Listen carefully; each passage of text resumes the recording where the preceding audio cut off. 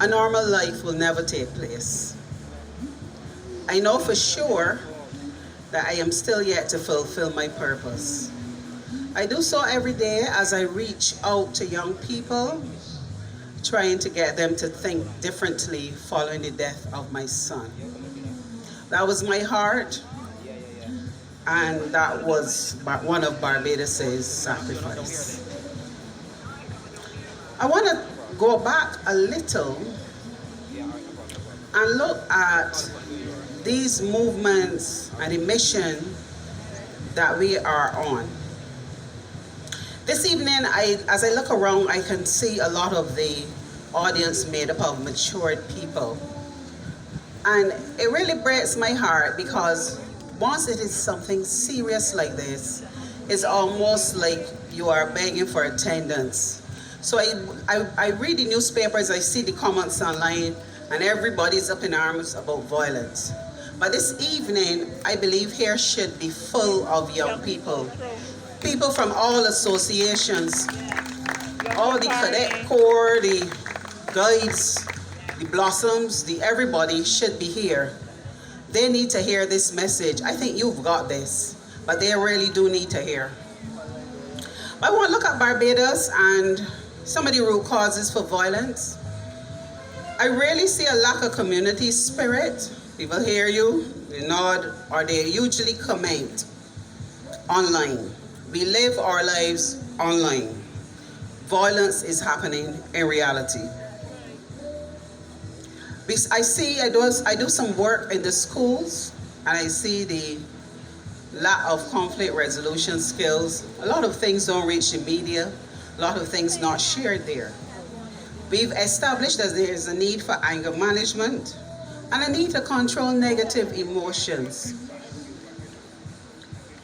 There's also the inability to handle unwanted outcomes. Somebody take your girl, you have to settle the score through death.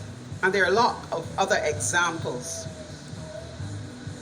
Lack of parental guidance.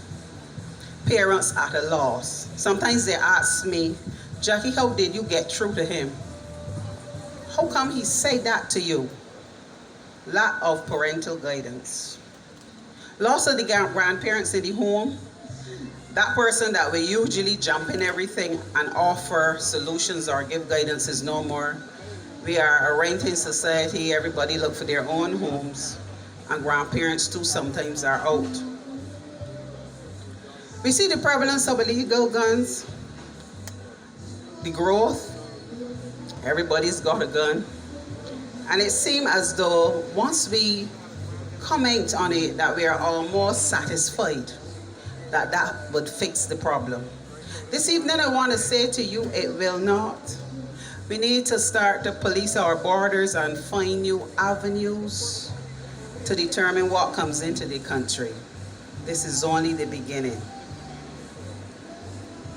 Various societal pressures and lack of coping mechanisms. Before, we would easily say, I am not speaking to that person ever again, and that was settle it. No, it's settled through death. In most situations, not all. Parenting too is a low priority. Sometimes I notice that there are special seminars, etc. Attendance very poor. That is not something people rush to attend, just like they don't rush to come to something like this.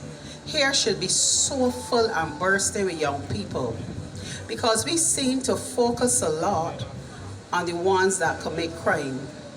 But if we do not grab hold of the ones out there, the ones who are innocent now, we're gonna have another lost generation. There's also relaxing in the support of the school system. You go to the schools, I go to the schools, I contact them. And we usually have a program that would speak to violence in the schools and try to work with the schools, the children, and give them branded material, do presentations, etc. And let me tell you, that is a challenge. We have volunteers that work doing that. They go out to the schools. But sometimes it seems as if you're almost a bother, and that would tell you where most persons' heads are at. Now we keep looking. I still am looking at the root causes. Even the use of illegal drugs. That has been with us for a while. We've relaxed certain areas, and people almost see it now as the norm. We are reaping some of the benefits of that.